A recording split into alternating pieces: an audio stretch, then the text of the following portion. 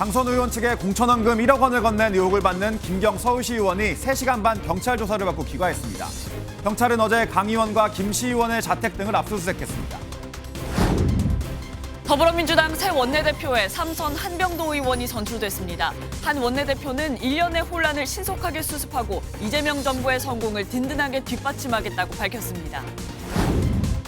미국을 찾은 여한구 통상교섭본부장은 쿠팡의 개인정보 유출 사태에 대해 통상이나 외교 이슈와 구분해서 대응해야 한다고 밝혔습니다.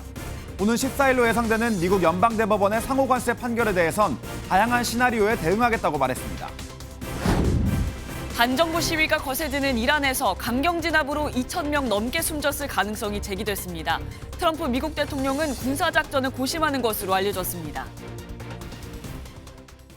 시청자 여러분 안녕하십니까. 강선우 더불어민주당 의원에게 공천 대가로 현금 1억 원을 건넨 혐의를 받는 김경 서울시 의원이 어제 미국 일정을 마치고 저녁에 귀국했습니다. 이후엔 경찰의 피의자 신분으로 출석해 오늘 새벽까지 3시간 30분가량 첫 조사를 받았는데요. 경찰은 김 시 의원과 강 의원의 자택과 사무실 등을 압수수색하면서 자금 흐름을 추적하고 있습니다. 오늘 굿모닝 MBN 첫 소식은 김현 기자가 보도합니다.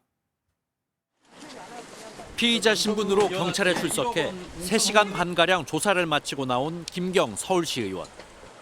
쏟아지는 취재진 질문에 굳게 입을 다문 채 차량에 올라 현장을 빠져나갔습니다. 강선우에게 공천 대가로 1억 원 건넨 게 맞으세요? 강선우 의원으로부터 어떤 연락 받으신 거 있으실까요? 지난 2022년 지방선거 당시 강선우 더불어민주당 의원에게 공천 대가로 1억 원을 건넨 혐의를 받는 김경 시의원은 어제 귀국과 동시에 경찰의 압수수색을 받았습니다. 경찰은 공항에서 김 의원의 휴대전화 등을 확보했고 강선우 의원 자택과 사무실에서도 동시다발적인 강제 수사에 나섰습니다. 경찰은 김 시의원에 대한 첫 조사에서 어떻게 1억 원을 마련했는지, 공천을 받기 위해 돈을 건넨 것인지 집중 추궁한 것으로 전해졌습니다. 경찰은 압수물 분석을 통해 두 사람 사이 자금 흐름과 접촉 정황을 쫓는 데 수사력을 모으고 있습니다. 또 김경 시의원을 다시 불러 조사하고 의혹의 핵심인 강선우 의원에 대한 소환 시점도 저울질하고 있습니다. MBN 뉴스 김현입니다. 더불어민주당 신임 원내대표로 삼선의 한병도 의원이 선출됐습니다. 한 원내대표는 비교적 개파색이 옅으면서 친문이자 친명계로 분류되는데요. 한 원내대표는 분열은 한가한 얘기라면서 이재명 정부의 성공을 위한 원팀 민주당을 강조했습니다. 이교욱 기자가 보도합니다. 공천 헌금 의혹 등으로 사퇴한 더불어민주당 김병기 전 원내대표 후임으로 삼선 한병도 의원이 선출됐습니다. 백혜련 의원을 결선에서 누르고 당선된 한 신임 원내대표는 친문으로 시작해 지난 대선에서 이 대통령 캠프 상황실장을 지내는 등 범친명계로 분류됩니다. 정청래 대표와도 가까운 사이로 알려진 한 원내대표는 분열은 한가한 얘기라며 원팀 민주당을 강조했습니다. 국정과제를 속도감 있게 추진하고 민생을 빠르게 개선해서 이재명 정부 성공을 든든하게 뒷받침하도록 하겠습니다. 한 원내대표는 김병기, 강선우 의원이 촉발한 당내 혼란을 수습하고 6.3 지방선거 승리의 밑바탕을 다져야 하는 책임을 맡게 됐습니다. 정 대표가 새 1호 법안으로 천명한 2차 종합특검법에 대해서는 야당과의 협치 가능성을 열어두면서도 빠른 처리 의지를 밝혔습니다. 저희 기본 입장은 빠른 시간 안에 15일을 기점으로 통과를 시키는 것을 목표로 하겠다는 말씀 드리고요. 송원석 국민의힘 원내대표는 축하한다며 일하는 협치국회 복원을 강조했습니다.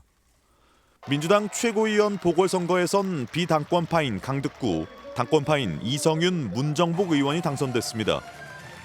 정 대표 측 인사가 더 많이 지도부에 편입되면서 정청래 체제 안정성이 어느 정도 담보됐다는 평가가 나옵니다. MBN 뉴스 이교욱입니다. 민주당이 김병기 의원에게 자진 탈당을 요구하면서 압박에 나섰습니다. 김 의원이 탈당하지 않으면 비상징계로 제명할 가능성까지도 열어놨습니다. 노화린 기자입니다. 민주당이 김병기 의원에게 사실상 자진 탈당을 요구했습니다. 김 의원에 대한 징계를 결정할 당 윤리심판원 회의를 앞두고 지도부가 공개 압박에 나선 겁니다. 자진 탈당을 요구하는 당원과 의원들의 요구도 애당심의 발로라는 것을 김병기 의원도 잘 알고 있을 것이라고 생각합니다. 박수현 수석대변인은 이어 김 의원 역시 애당의 길이 무엇인지 깊이 고민해보길 바란다고 말했습니다. 민주당 지도부가 김 의원에게 자진 탈당을 공식적으로 요구한 건 이번이 처음입니다. 당내 중진인 추미애 의원도 정치적 책임을 촉구했습니다. 국민들이 정당의 시선을 돌릴 때의 그 정당 자체의 신뢰도에는 많은 상처와 금이 가기 때문에 조속한 결단이 필요한 시점이다. 박 수석대변인은 또 당대표의 비상징계 가능성도 열려 있다고 밝혔습니다. 김 의원이 자진 탈당하지 않을 경우 비상징계권을 발동해 제명까지 검토할 수 있다는 의미로 풀이됩니다. 민주당은 애초 윤리심판원의 판단을 지켜보자는 입장이었지만 의혹이 잇따르고 부정 여론이 점점 커지자 더는 시간을 끌 수 없다고 판단한 것으로 보입니다. 김병기 의원은 오늘 윤리심판원 회의에 직접 출석해 소명할 예정이며 윤리심판원은 이를 토대로 징계 수위를 결정할 방침입니다. MBN 뉴스 노하린입니다. 네, 공천헌금 논란부터 김병기 의원 징계까지 자세히 짚어보겠습니다. 정치부 김태영 기자 나왔습니다. 자, 김 기자, 어제 김경시 의원이 첫 조사를 받았습니다. 앞으로 남은 조사에서 가장 중요한 게 뭐예요? 네, 리포트에서 보신 대로 조사 시간이 부족해서 경찰 조사를 다시 받을 것으로 예상됩니다. 일단 돈을 강선우 의원에게 전달한 이유나 돌려받았는데도 실제 공천까지 이뤄진 경위 등에 대한 조사가 일부 이뤄졌을 겁니다. 앞으로 조사는 1억 원의 행방이 주요 쟁점이 될 것으로 보입니다. 김 시 의원은 1억 원을 강선우 의원실의 전 사무국장을 통해 전달한 혐의를 받는데 자술서를 통해 혐의를 인정한 것으로 알려졌습니다. 강 의원도 마찬가지로 전 사무국장을 통해 반환했다는 입장인데요. 문제는 전 사무국장이 돈을 받지 않았다고 주장하면서 주장이 엇갈리고 이렇게 상황이라서 경찰도 이 부분을 집중적으로 들여다볼 것으로 예측됩니다. 자, 전 사무국장과 김 시 의원이 조사를 받았고 이제 남은 건 강선우 의원인데 이 늑장 수사 논란으로 경찰에 대한 비판도 좀 커지고 있는 거 아닙니까? 네, 맞습니다. 강 의원에 대한 소환도 조만간 이뤄질 예정인데 이 늦었다는 비판 피하기 어렵습니다. 왜냐하면 어제 김경 시의원 조사만 해도 의혹이 제기된 지 13일 만에 이뤄진 겁니다. 게다가 고발장이 접수된 직후 김 시의원이 돌연 미국으로 출국했고 이 과정에서 텔레그램 탈퇴나 휴대전화 교체 등 증거 인멸을 한 것 아니냐는 의혹도 나옵니다. 김 시의원과 강 의원의 자택, 사무실에 대한 압수수색도 김 시의원 입국과 함께 이뤄졌는데 의혹이 나온 지 2주 가까이 지난 시점이라 실효성에 대한 의문이 제기될 수밖에 없습니다. 그렇습니다. 이런 가운데 지금 김병기 전 원내대표 후임으로 보시는 것처럼 새 원내대표가 선출됐습니다. 맞습니다. 현안이 수두룩한데 첫 일성 뭐예요? 네, 김병기 의원이 각종 비위를 포함해 공천 헌금을 묵인했다는 의혹으로 원내대표직에서 스스로 물러났잖아요. 이 공석이 된 원내대표 보궐선거에 이 삼선 한병더 의원이 선출됐습니다. 임기는 4개월로 공천 헌금 의혹으로 어수선한 당 분위기를 수습하는 과제가 우선입니다. 한병도 신임 원내대표 발언 들어보겠습니다. 이번 원내대표에게 허락된 시간은 짧지만 주어진 책임은 그 무엇보다 크고 무겁습니다. 지금 이 순간부터 일련의 혼란을 신속하게 수습하고 원내대표 공석으로 잠깐 제동이 걸린 2차 종합특검법과 통일교, 신천지 특검법에 대한 추진도 속도를 낼 것으로 보입니다. 아무래도 이 당 분위기를 수습하려면 의혹의 핵심에 있는 이 김병기 의원 징계 수위가 어떻게 될지 이것도 중요할 것 같은데 어떻게 진행되고 있습니까? 네, 오늘 민주당 윤리심판원 회의가 열려 김 의원에 대한 징계가 결정됩니다. 물론 의혹만 10가지가 넘어가지고 결론을 내지 못할 수도 있거든요. 근데 앞서 보신 대로 당 지도부가 사실상 탈당을 요구하면서 제명까지 될 가능성이 거론되고 있죠. 윤리심판원에서 제명 결정을 하더라도 김 의원이 이의 신청을 할 수 있고 의원총회에서 재적 의원 과반 동의를 얻어 확정하는 절차도 있어 어느 정도 시간은 걸릴 것으로 보입니다. 자, 국민의힘도 한번 살펴보겠습니다. 이 장동혁 대표가 이 당명을 개정한다고 추진한다고 했었는데 진짜로 하는 겁니까 이거? 네, 국민의힘 장동혁 대표가 앞서 당 쇄신책의 일환으로 당명 개정을 추진하겠다고 밝힌 바 있습니다. 이 국민의힘이 지난 9일부터 어제까지 3일간 책임 당원을 대상으로 개정 찬반 의견을 묻는 조사를 진행했고 그 결과를 오늘 발표합니다. 별도로 새 당명에 대한 아이디어 조사도 함께 이뤄졌습니다. 개정 찬성 의견이 많으면 당내 기구를 통해 전문가 의견을 듣고 다음 달 당명 개정이 이뤄질 것으로 보입니다. 최종적으로 당명이 교체되면 2020년 9월 미래통합당에서 국민의힘으로 바뀐 뒤 5년여 만에 새 이름을 달게 됩니다. 네, 여기까지 듣겠습니다. 지금까지 김태형 기자였습니다. 한 주를 시작하는 월요일 아침 출근길부터 서울 등 수도권 대부분 지역에 강추위가 매섭습니다. 중부지방 곳곳에 눈이나 비가 내릴 예정인데요. 특히 빙판길에 미끄러지지 않도록 유의하셔야겠습니다. 날씨 소식 최하원 기자가 보도합니다. 오늘 아침 서울 최저기온은 영하 9도, 찬바람에 체감온도는 영하 14도 안팎까지 떨어져 있습니다. 경기 파주는 영하 13도, 강원 춘천도 영하 14도까지 내려가는 등 중부지방 대부분 지역에 매서운 바람을 동반한 강추위가 찾아왔습니다. 다만 오후에는 전국적으로 영상권을 회복할 예정입니다. 서울 최고 기온은 3도, 대전 5도 등으로 어제보다 기온이 오르겠습니다.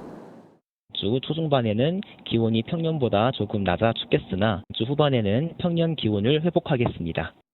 새벽부터 상대적으로 온난한 서풍이 불어들어 중부지방을 중심으로 비나 눈이 내릴 전망입니다. 특히 기온이 낮은 경기 북동부와 강원 내륙 산지 중심으로는 최대 7cm의 많은 눈이 예상됩니다. 다만 서울과 인천을 비롯한 경기 서부 지역의 예상 적설량은 내일까지 1cm 미만에 그칠 전망입니다. 기상청은 빙판길과 도로 살얼음에 대한 각별한 주의가 필요하다고 당부했습니다. MBN 뉴스 최하원입니다. 주말에도 정말 추웠죠. 어제 전남 서해안 지역에는 3년 만에 이례적인 큰 눈이 내렸습니다. 특히 목포를 중심으로 20cm가 넘는 눈이 쌓였는데요.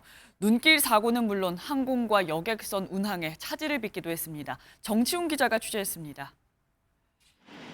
눈을 치우고 치워도 금세 눈이 쌓이고 갯벌낙지를 파는 전통시장은 발길이 끊겼습니다. 폭설 속 버스는 손님 한두 명을 위해 출발 준비를 서두릅니다.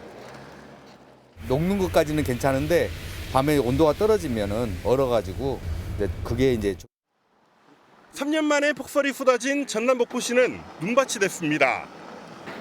큰 도로는 제설차가 다녀도 골목길은 속수무책입니다. 발목이 푹푹 빠질 정도로 눈이 내려 쌓여 있고 차후에도 20cm 넘는 눈이 쌓여 있습니다. 평소 기다리는 택시가 많았지만 오늘은 손님이 발을 동동 구릅니다. 버스보다 열차를 이용하는 시민이 많아지면서 목포 역 앞이 북적입니다. 어제는 진짜 밖에 못 나갈 것 같았어요. 근데 오늘 이제 갑자기 아침에 눈이 와서 갑자기 우리 급 여행 왔거든요. 또한 전남도청 25cm, 목포 20.4cm, 해남 18cm 등 전남 곳곳에 큰 눈이 내렸습니다. 진도에서는 국내버스가 눈길에 미끄러지며 전봇대를 들이받고 전복돼 기사와 승객 2명이 다쳤습니다. 목포에서도 달리던 시내버스가 미끄러지며 정류장을 들이받아 결국 운행을 중단했습니다. 강풍특보까지 더해지며 전남 지역 45개 항로 58척의 여객선이 통제됐습니다. 또 제주를 오가는 여객선과 항공편도 일부 차질을 빚었습니다. MBN 뉴스 정춘입니다. 같은 한파라도 우리나라보다 위도상 훨씬 위에 있는 중국 동북부는 춥다는 말로는 표현이 안 될 정도로 혹한이 기승을 부리고 있습니다.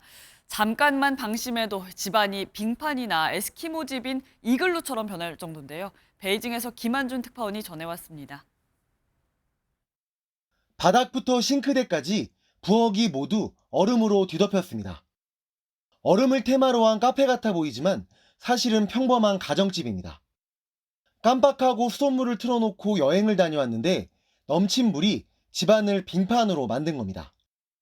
出门前务必检查水电，不然在东北分分钟上演真实版《冰雪奇缘》。 영하 20도가 기본값인 중국 동북부에선 이런 일이 적지 않습니다. 수도관이 터져 집 내부는 물론 아파트 계단, 외벽까지 모두 꽁꽁 얼어붙는가 하면 한파로 수도가 얼면서 물이 나오지 않아 화로를 가져다 녹이는 일까지 발생하기도 합니다. 看看能不能烤，还有火里边，我爸要加点猛火。 빨래를 말리는 것도 너무 힘든 일입니다. 잠시 창문을 열어둔 것뿐인데 옷들에는 고드름이 주렁주렁 매달려 있습니다. 집안도 이 정도인데 바깥은 더욱 혹독합니다. 야외에 주차한 차들은 살얼음으로 코팅을 했고 생수병을 꺼내자마자 얼어붙어 버립니다. 한창 추울 때는 영하 40도 밑으로 내려가기도 하는 대륙의 겨울. 베이징도 벌써 영하 10도까지 떨어지는 등 본격적인 혹한이 시작되고 있습니다. 베이징에서 MBN 뉴스 김한준입니다.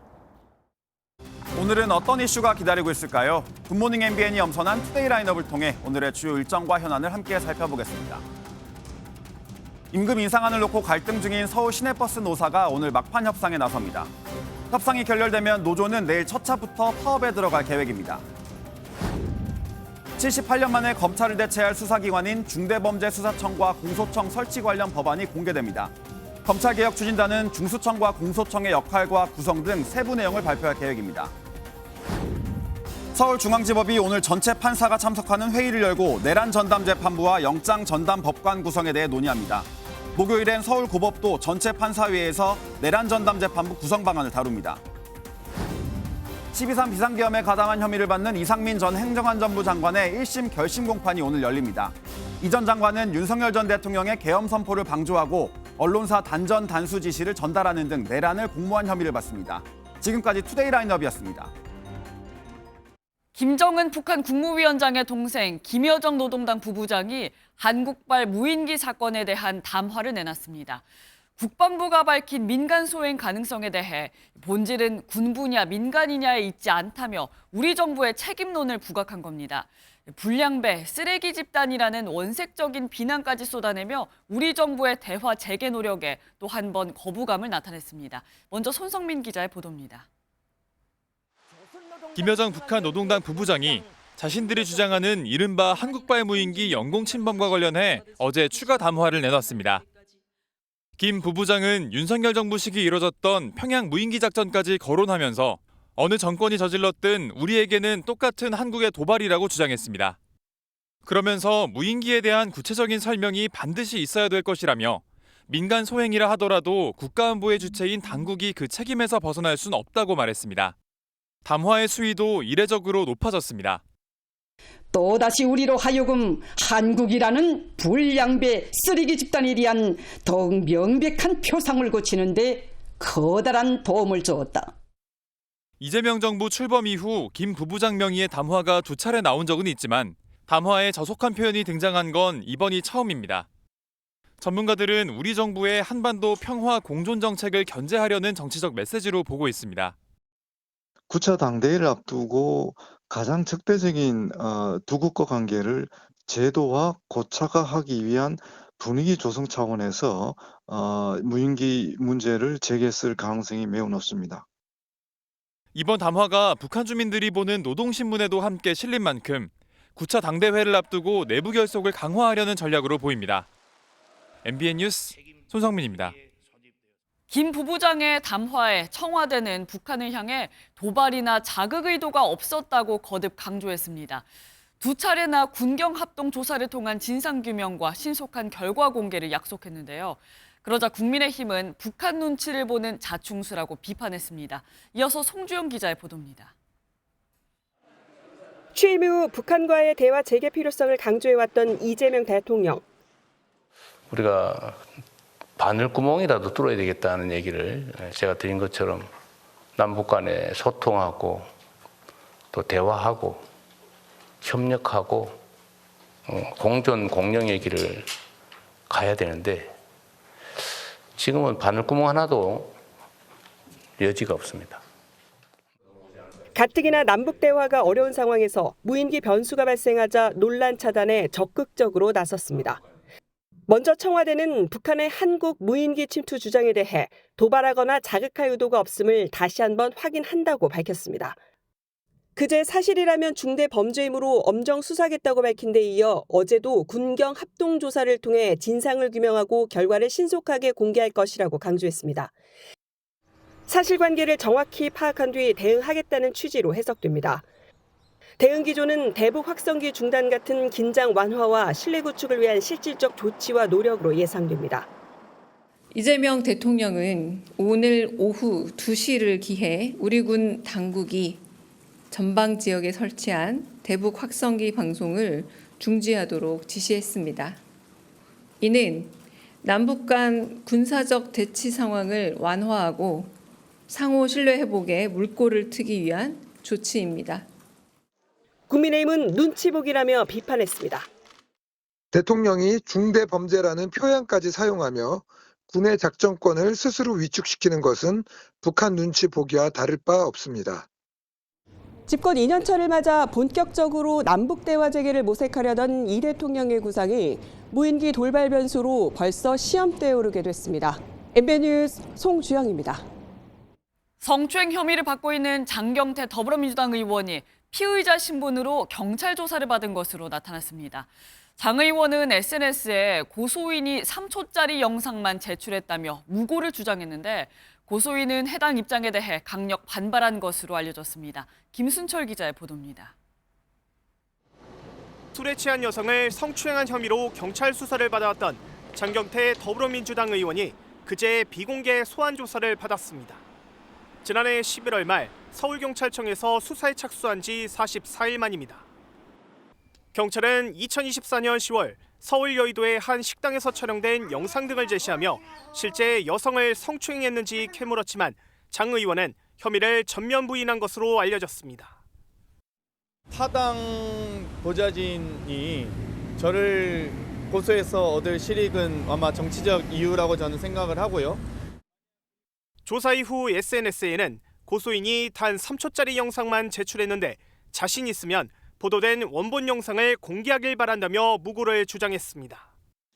이에 대해 고소인 측은 MBN과의 통화에서 기습추행과 부적절한 신체 접촉은 단 1초만 해도 발생할 수 있는 범죄라고 즉각 반발했습니다. 그러면서 피해자의 수치심을 부르는 영상을 대중에게 공개하라는 것이냐고 맞받았습니다. 오늘 입장을 보시고 너무 적반하장이다라면서 이제 분노를 금치 못하셨습니다. 결국은 구차한 변명이라고 생각을 하고 있습니다. 경찰은 동석자들에 대한 조사를 이어가는 한편 장 의원에 대한 추가 소환 여부를 검토하고 있습니다. MBN 뉴스 김순철입니다. 서울 강남 일대 길거리에 뿌려져 눈살을 찌푸리게 만드는 불법 전단지들. 성매매 알선이나 미허가 의약품 광고가 담긴 전단지들인데요. 2년 전 경찰의 대대적인 단속으로 잠잠해지는가 싶더니 최근 들어 또다시 기승을 부리고 있습니다. 경찰이 최근 단속을 강화해 300명 넘는 전단지 사범을 붙잡았습니다. 심가현 기자입니다. 한밤중 오토바이 한 대가 서울 강남 일대 골목을 휘저으며 전단지를 뿌려댑니다. 보행자가 있어도 아랑곳하지 않습니다. 변종 성매매업소나 비아그라 같이 처방전 없이는 구할 수 없는 의약품을 판다는 불법 전단지입니다. 지난 2024년 대대적인 단속 이후 줄어들었던 불법 전단지가 지난해 7월부터 다시 늘어나면서 경찰이 다시 한번 칼을 빼들었습니다. 집중 단속에 나선 겁니다. 효과는 금세 나타났습니다. 지저분하고 힘들어요. 청소하기도. 그게는 없어요. 아예 없더라고. 자취를 가뒀어요. 경찰은 배포자뿐 아니라 제작을 의뢰한 유흥업소와 전단지 인쇄업자, 둘 사이 다리를 놔준 브로커 등 모두 22명을 검거했습니다. 청소년보호법과 약사법 등 위반 혐의입니다. 가로등과 전봇대에 무단으로 전단지를 붙여 통고 처분을 받은 인원도 310여 명에 달합니다. SNS상에서 이뤄진 불법 전단지 광고에 대한 추적 조사도 이뤄졌습니다. 종적을 감췄던 전단지가 다시 강남 일대에 뿌려지고 있다는 사실을 저희가 확인을 하고 SNS상에서 불법 전단지 제작을 의뢰받고 제작을 한 브로커까지. 경찰은 불법 전단지에 대한 처벌이 약해 다시 기승을 부린 것으로 판단하고 꾸준히 단속을 벌이겠다는 방침입니다. MBN 뉴스 심가현입니다. 줄줄이 재판이 예정된 이번 주 윤석열 전 대통령에겐 운명의 한 주입니다. 당장 오늘 평양 무인기 의혹 재판이 시작되고 내일은 미뤄졌던 내란 우두머리 재판 구형이 이뤄집니다. 금요일엔 체포방해 혐의에 대한 첫 선고까지 예정돼 있습니다. 현지호 기자입니다. 특검에 기소된 윤석열 전 대통령. 이번 주 5개의 재판을 잇따라 받습니다. 막바지에 이른 재판은 2개. 내일은 본류인 내란 우두머리 혐의 사건의 결심 공판이 열립니다. 결심 공판은 앞서 지난 9일 열렸지만 윤 전 대통령과 함께 재판을 받은 김용현 전 국방부 장관 측 변호인들의 재판 지연 전략으로 한 차례 미뤄졌습니다. 일단 저희가 제출한 증거 전체를 리스트업을 해서 보고를 설명드리고요. 그 요지를 말씀드릴 겁니다. 준비한 분량이 한 400쪽 될 것 같은데요. 오는 16일 금요일에는 체포방해 혐의 등 사건에 대한 1심 선고가 예정돼 있습니다. 윤 전 대통령이 받는 첫 선고입니다. 내란 특검은 앞서 결심 공판에서 징역 10년을 구형했습니다. 교묘한 법기술을 내세워 사건의 본질을 흐리고 형사처벌을 면해보려는 시도만 하고 있습니다.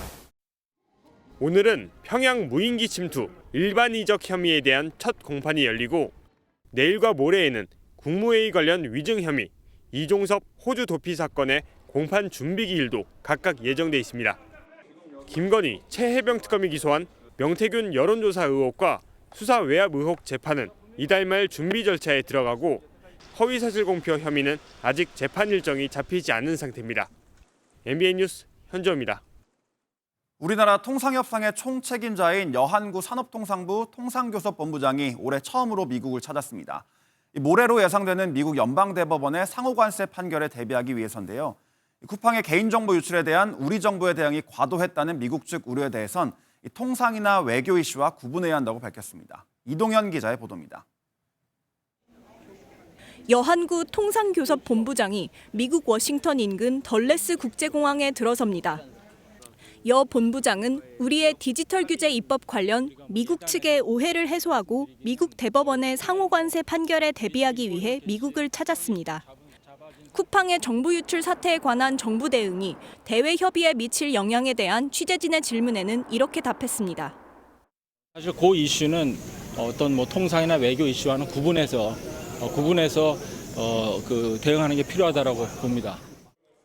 또 기업의 개인정보보호 의무를 강화하는 우리나라 정보통신망법 개정안에 대해 미국이 오해하는 부분이 있다고 밝혔습니다. 우리 정책, 입법 의도를 정확하게 설명을 하는 게 필요한 것 같습니다. 어떤 미국 특정 기업을 타겟하거나 어떤 차별적으로 대하는 건 아닙니다. 앞서 미국 국무부는 기술 협력을 위협하는 한국의 정보통신망법을 두고 당국에 검열 권한을 부여한다며 강력히 비판했습니다. 여 본부장은 오는 14일로 예상되는 미국 대법원의 상호관세 판결에 관해선 광범위한 동향 파악을 통해 다양한 시나리오에 철저히 대응하겠다고 밝혔습니다. MBN 뉴스 이동현입니다. 2주 넘게 이어지는 이란 반정부 시위가 격해지면서 사망자가 2,000명을 넘었을 거란 관측이 나왔습니다. 미국은 이란이 자유를 바라고 있다면서 이란 공격 카드를 검토 중인 것으로 알려졌습니다. 이혁근 기자입니다. 히잡을 벗어던지고 거리에 나선 이란 여성. 종신 최고 지도자 하메네이의 사진을 불태우더니 그 불로 담배에 불을 붙입니다. 히잡 미착용과 여성 흡연, 최고 지도자 모독 모두 금기 사항이지만 이란 여성들은 얼굴을 공개하며 하메네이 정부에 반대하고 있습니다. 여성들의 행동은 반정부 시위 도화선에 불을 붙였습니다.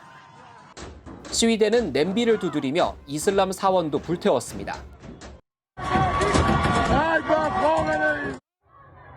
이란 정부는 시위에 참여하면 누구든 사형이라며 대응에 나섰고 여론 확산을 막기 위해 인터넷과 국제 전화도 끊었습니다. 미국은 군사 개입 의지를 내비쳤습니다. We will get involved. We'll be hitting them very hard where it hurts. 월스트리트 저널은 미국 정부가 대규모 공습을 포함해 이란 공격 방안을 검토 중이라는 취지로 보도했습니다. 이란 역시 불편한 감정을 숨기지 않았습니다.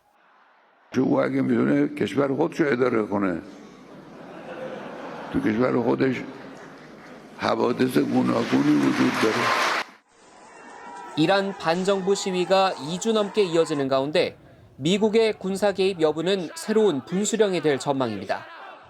MBN 뉴스 이혁근입니다.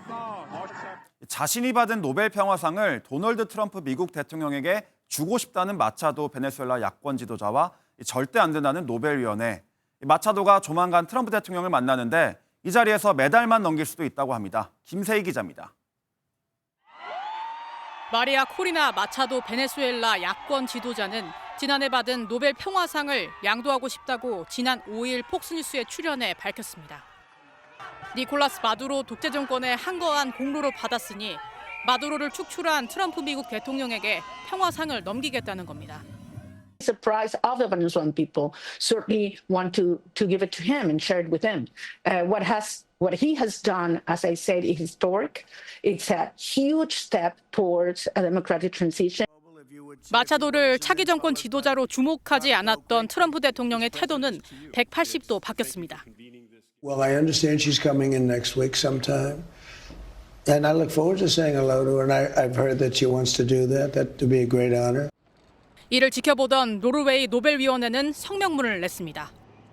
노벨위는 노벨상 수상이 공표되면 상을 취소하거나 공유하거나 다른 이에게 양도할 수 없다고 못 박았습니다. 그러면서 수상자들의 수상 이후 행동이나 발언에 대해서는 논평하지 않는다고 덧붙였습니다. 마차도는 이번 주 미국을 방문해 트럼프 대통령과 만날 예정입니다. 두 사람의 회동에서 마차도가 노벨 메달을 트럼프에게 건네는 장면이 포착될지도 관심이 주목됩니다. MBN 뉴스 김세희입니다. 우즈베키스탄의 한 생일 파티에서 갑자기 수소 풍선이 폭발하는 아찔한 사고가 일어났습니다. 순간적으로 거대한 불길이 치솟으면서 자칫 대형 사고로 이어질 뻔했습니다. 국제뉴스 이모저모 한여혜 기자입니다. 한 손에 낸 큰 풍선 다발을 다른 한 손에 낸 케이크를 들고 나타납니다. 깜짝 생일 축하가 이어지던 순간 풍선이 펑 하는 소리를 내며 터집니다. 현지 시각 8일 우즈베키스탄의 한 생일 파티에서 수소가 든 풍선에 촛불에 불씨가 올마붙으며 폭발이 일어난 겁니다. 거대한 불길이 순식간에 치솟았지만 다행히 다친 사람은 없었습니다. 수소의 인화성이 높아 생긴 사고인데 지난해 인도에서도 결혼식 도중 수소 풍선이 폭발하며 부상자가 나오기도 했습니다. 거대한 몸집의 콧불소를 향해 작은 사슴이 거침없이 달려듭니다. 사슴이 끝까지 맞서자 자신의 덩치를 잊어버린 듯 콧불소가 도망가 버립니다. 현지 시각 9일 폴란드의 한 동물원이 공개한 영상으로 콧불소는 1.7톤에 달하지만 사슴은 13kg에 불과합니다. 해당 사슴은 남아시아에 주로 사는 문착 사슴으로 동물원 측은 암컷 사슴과 격리돼 공격성이 커진 것으로 보인다고 설명했습니다. 같은 날 미국에서는 원숭이를 찾기 위한 대대적인 수색 작전이 벌어졌습니다. 미국 세인트루이스 도심 곳곳에서 갑자기 원숭이들이 나타난 겁니다. At this time, we don't know where the animals came from. 이들은 아프리카에 사는 버빗 원숭이로 밝혀졌는데 세인트루이스에서는 해외 동물을 소유하는 것이 금지돼 있습니다. 몰래 키우던 원숭이가 탈출한 것으로 추정하는데 포획한 원숭이들은 보호시설로 옮길 예정입니다. MBN 뉴스 한여입니다.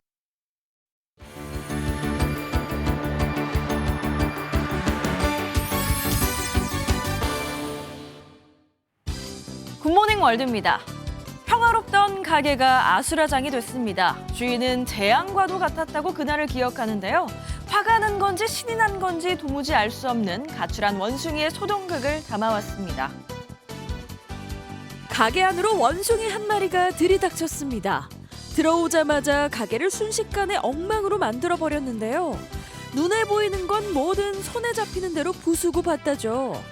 여기저기 뛰어다니며 간식도 집어먹고 기타도 두드려보고 그것도 모자라 키보드 여러 대를 부수는 모습은 마치 뭔가에 화가 난 듯합니다. 결국 동물관리국이 출동했고 말썽꾸러기 원숭이는 다행히 주인에게 무사히 돌아갔습니다. 가게도 정상으로 돌아왔고요.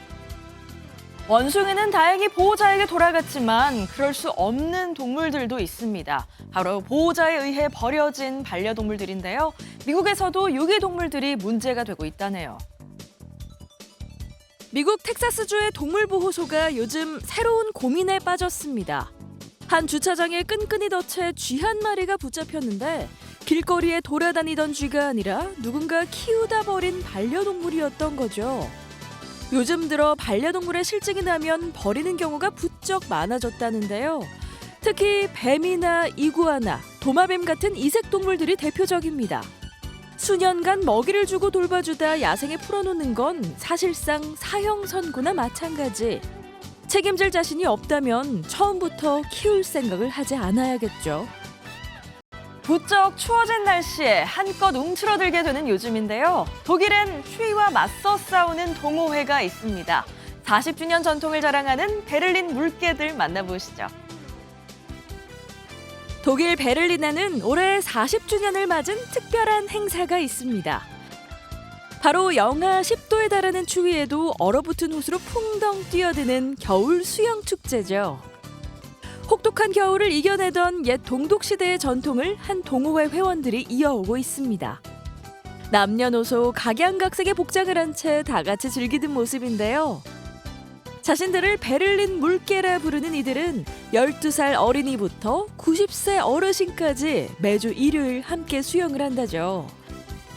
너무 인기가 많아서 이젠 새로운 회원을 받을 수 없을 정도라네요. 지금까지 굿모닝 월드였습니다. 우리나라 1인당 국내 총생산 GDP가 우려대로 3년 만에 감소했습니다. 경제 성장은 더뎠고 환율은 치솟았기 때문입니다. 국제통화기금 IMF가 전망한 대로 22년 만에 대만의 1인당 GDP 순위를 내주게 됐습니다. 구경호 기자의 보도입니다.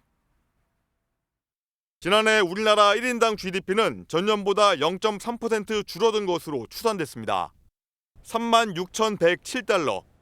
실질 GDP 성장률이 2022년 이후 가장 낮은 수준을 보이고 원달러 환율은 역대 최고를 기록해 달러 환산 GDP가 쪼그라든 탓입니다.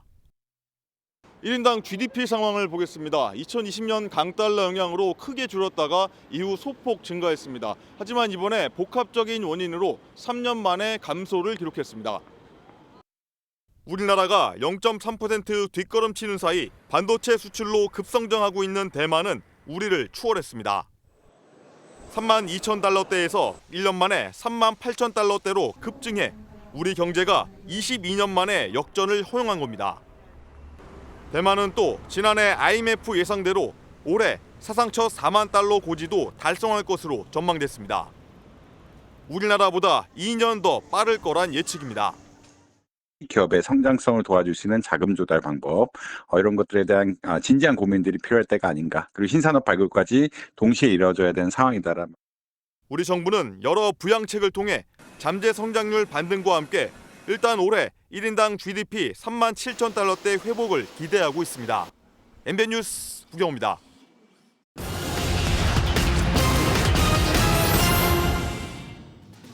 오늘 꼭 알아야 될 경제 이슈들 키워드로 짚어보겠습니다. 이제 본격적인 연말정산 시즌에 들어섰는데요. 온라인 접속자가 몰릴 가능성에 대비해 오늘부터 정부24 누리집에 연말정산용 발급 서비스 전용 창구가 생깁니다. 창구에선 주민등록등본, 국민기초생활수급자 증명서, 외국인 등록 사실증명서 등을 발급받을 수 있습니다. 11호 대책 이후 줄어든 서울 아파트 매매 거래가 다시 증가세로 돌아섰습니다. 지난 10일 기준 지난해 12월 서울 아파트 거래량은 3,500여 건으로 전달 거래량을 넘어섰습니다.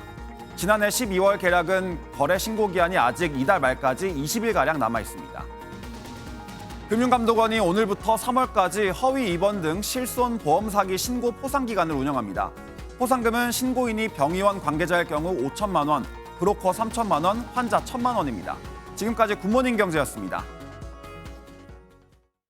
쿠팡과 같은 온라인 커머스가 빠르게 성장한 배경을 두고 대형마트의 영업시간 제한이 영향을 미쳤다는 지적이 나오고 있습니다. 대형마트들이 온라인 판매를 늘리려고 해도 이 영업시간 제한이 발목을 잡는다는 건데요. 이제는 규제를 풀어줘야 한다는 목소리가 커지고 있습니다. 김종민 기자가 취재했습니다. 한 대형마트 안에 있는 PP센터입니다. 마트에서 판매하는 물건 중 고객들이 온라인으로 주문한 것들을 분류해서 배송해주는 물류센터인데 날이 밝았는데도 불이 꺼져 있습니다. 지금은 오전 9시를 훌쩍 넘긴 시각입니다. 직원들이 물건 분류 작업을 끝내고 오전 10시를 넘겨서야 배송을 시작할 수 있습니다. 어제 들어온 물건을 집마다 분류해서 오늘 나가는 작업하고 있는 거예요. 2012년 유통산업발전법이 개정되면서 자정부터 오전 10시까지 대형마트 영업을 금지했기 때문입니다. 반면 365일 24시간 영업이 가능한 쿠팡은 로켓 배송과 새벽 배송을 앞세워 승승장구했습니다. 최근 4년 동안 매출이 3배로 늘었고 대형마트 3사의 매출 합계마저 멀찌감치 따돌렸습니다.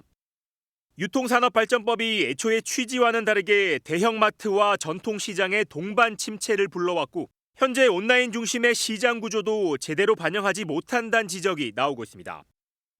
대형마트가 시장 지배적 위치에 있을 때 유통법이 만들어졌습니다. 대형마트의 그 일자리가 줄어들고 있고 소비자들은 시간의 제약이나 요일의 제한을 받기 때문에 국회에는 대형마트 영업시간 제한을 완화하는 법안들이 발의돼 있지만 2년째 전혀 진척이 없는 상황입니다.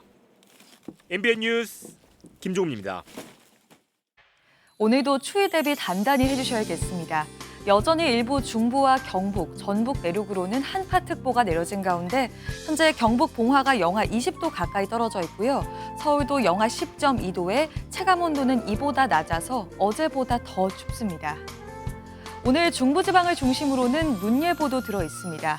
강원 내륙과 산지에 3에서 8cm, 충북 북부와 경기 내륙에 많게는 5에서 7cm의 눈이 예상되고요. 서울에도 1cm 남짓의 눈이 내려 쌓이겠습니다.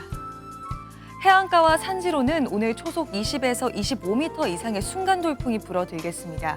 동해안과 영남 지방으로는 건조특보도 발효 중인데요. 안전사고와 화재사고에 유의하셔야겠습니다. 이 시각 현재 기온을 보면 서울이 영하 10.2도, 대전이 영하 7.8도, 대구도 영하 8.6도까지 떨어져 있습니다. 한낮 기온은 서울이 3도, 창원은 7도까지 올라서 어제보다 6에서 8도가량 높겠습니다. 주 중반까지는 계속 강추위가 이어지겠고요.